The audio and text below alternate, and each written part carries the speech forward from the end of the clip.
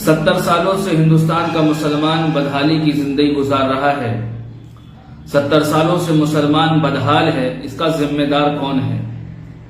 एक बड़े सवाल के साथ मैं अपनी बात को शुरू कर रहा हूं कि हिंद का मुसलमान 70 सालों से बदहाली की जिंदगी गुजारने पे मजबूर है, इसका जिम्मेदार कौन है?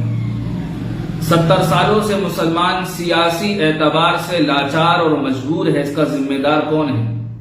70 सालों से मुसलमान एजुकेशन में, तालीम में पसमानदगी की जिंदगी गुजार रहा है, इसके जिम्मेदार कौन है? जब इलेक्शन का दौर आता है और जब इंतखाबात होते हैं तो तमाम पार्टी के पदाधिकारी, तमाम पार्टी के उम्मीदवार अपने अपने मैनिफेस्टो के साथ हमारे दरमियान में हाजिर होते हैं और कहते हैं कि हम मुसलमानों को ये देंगे, मुसलमानों को हॉस्पिटल देंगे, मुसलमानों को आरक्षण देंगे, मुसलमानों को तालीमी पसमानदगी से निकालने के लिए जद्दोजहद और कोशिश करेंगे। लेकिन मैं देख रहा हूं कि जब से मैंने राजनीति शुरू करी है और जब से मैंने होश संभाला है, मैंने बहुत सारे इलेक्शन देखे। उत्तर प्रदेश के हालात मैंने देखे, समाजवादी पार्टी को हमारे बुजुर्गों ने सींचा है।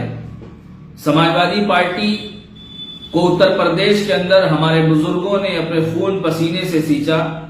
1992 के सानिहा में एक 2.5 फुट का आदमी खड़ा होता है और बाबरी मस्जिद के मलबे पर खड़े होकर कहता है कि मैं मुसलमानों का लीडर हूं, मैं मुसलमानों का रहबर हूं, मैं मुसलमानों का कायल हूं।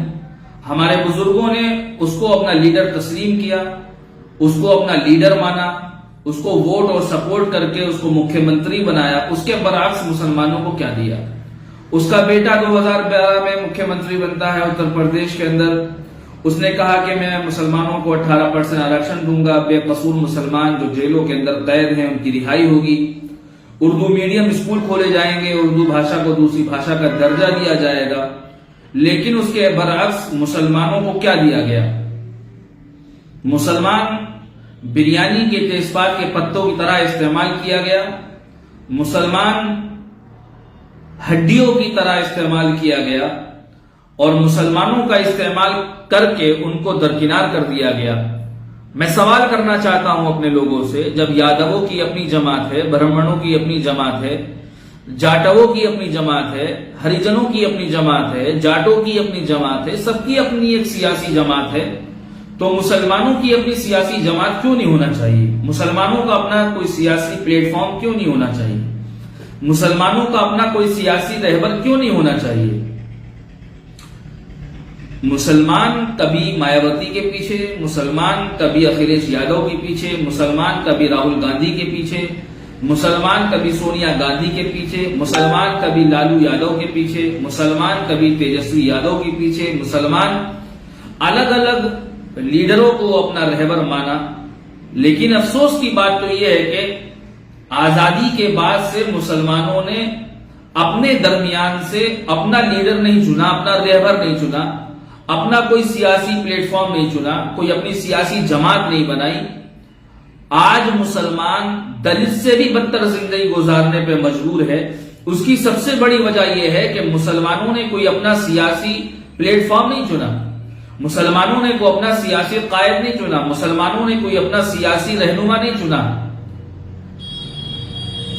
याद रखिए, बात हकीकत तो यह है कि ऐवानों के अंदर अपने लोग नहीं हैं, पार्लियामेंट के अंदर अपने लोग नहीं हैं, ऐवाने असेंबली में, विधानसभाओं में अपने लोग नहीं हैं, और जो लोग जाते हैं तो उनकी नाक के नकीलों में, नाक के नथनों में दूसरी पार्टियों का फंदा डला हुआ होता है, वो उनकी आवाज बनते हैं।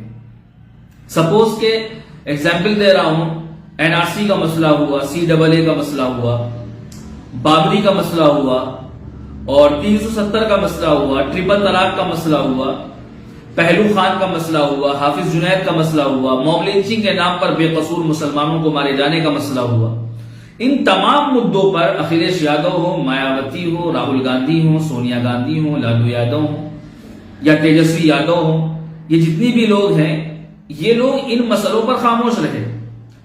इन तमाम मुद्दों पर बेबाकी के साथ ऐवाने पार्लियामेंट में अगर किसी ने अपनी बात रखी है तो नकीब मिल्लत शेर हिंदुस्तान जनाब अलहाज बैरिस्टर असदुद्दीन अवैसी साहब हैं, जिन्होंने बेबाकी के साथ आवाज को बुलंद किया, बेबाकी के साथ आवाज को रखा। बात यह है मेरे भाई, उत्तर प्रदेश के इंतखाबात हमारे सामने हैं। 2022 में उत्तर प्रदेश में इंतखाबात होने हैं और तमाम सियासी जमातें अपनी तैयारियां कर रही हैं और मजलिस इत्तेहादुल मुस्लिमीन भी अपनी तैयारियों में लगी हुई है, कोशिश कर रही है। समाजवादी पार्टी अपने कैंडिडेट उतारे, बसपा उतारे, कांग्रेस उतारे, लोकदल उतारे, जो उत्तर प्रदेश के पॉलिटिकल ऑर्गेनाइजेशन हैं, वो लोग अगर अपने कैंडिडेट उतारते हैं तो किसी को कोई दिक्कत नहीं होती है। लेकिन जैसे ही ओवैसी साहब अपनी पार्टी का उम्मीदवार उतारने का ऐलान करते हैं तो हमारे कौम के डीलर जो हैं, वो हमारे कौम के जो दलाल हैं, जो हमारे दरमियान में बैठे हुए हैं, वो लोग कहते हैं कि बीजेपी मजबूत हो जाएगी, बीजेपी आ जाएगी। मैं कहता हूं कि अगर आप एक मुश्त यकजहती के साथ यूनाइट होकर, अपनी यूनिटी दिखाकर, इत्तेहाद दिखाकर आप अपना वोट टोटल ओवैसी साहब को दीजिए, समाजवादी को मत दीजिए, बसपा को मत दीजिए, ओवैसी साहब को दीजिए ना, फिर देखते हैं कैसे बीजेपी आएगी। उत्तर प्रदेश के अंदर 250 से ज्यादा सीटें ऐसी हैं जिसमें हम लोग अगर यूनाइट होकर वोट कर दें तो उत्तर प्रदेश की सरकार बनाने में दखल अंदाजी आपकी होगी।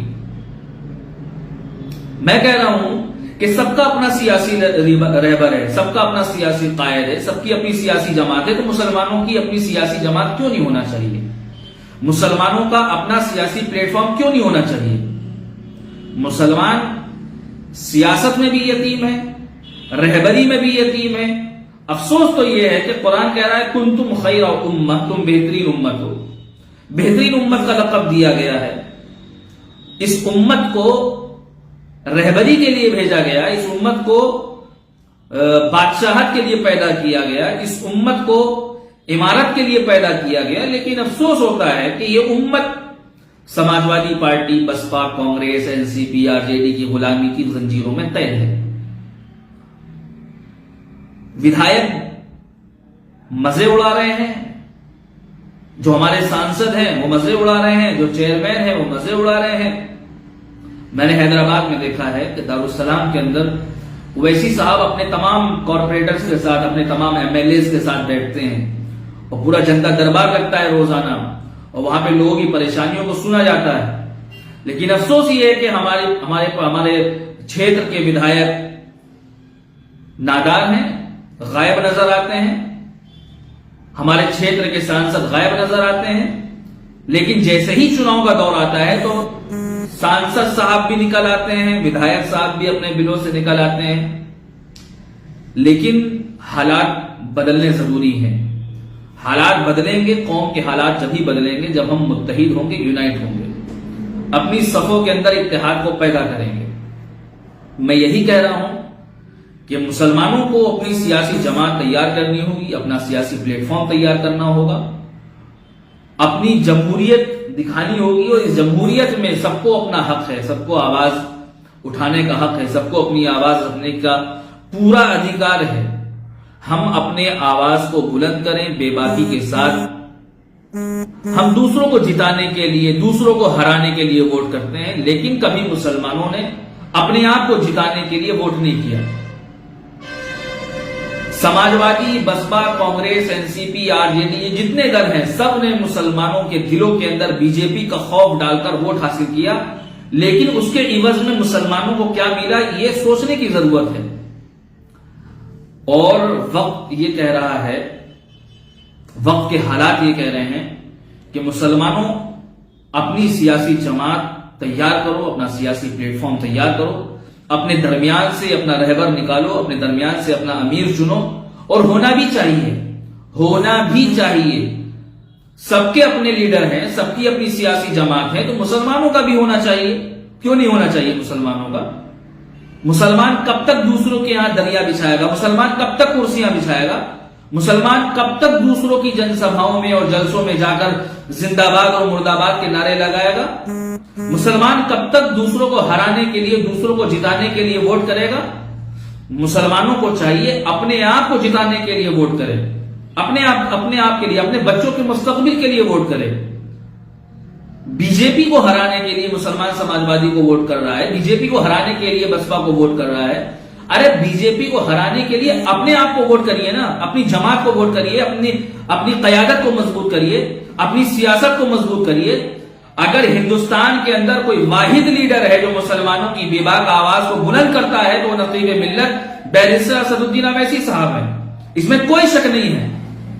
अगर इस वक्त हिंदुस्तान के अंदर सबसे काबिल और सबसे ज़हीन और सबसे खूबसूरत अगर कोई लीडर है तो बैरिस्टर असदुद्दीन अवैसी साहब हैं। अगर कोई आवानों में बेबाकी के साथ अपनी आवाज रखता है तो बैरिस्टर असदुद्दीन अवैसी साहब हैं। अगर कोई हिंद के संविधान की हिफाजत कर रहा है तो बैरिस्टर असदुद्दीन अवैसी साहब हैं। तो मुसलमानों के लिए बैरिस्टर असदुद्दीन अवैसी साहब से अच्छा और काबिल और बेबाक लीडर मिलने वाला नहीं है।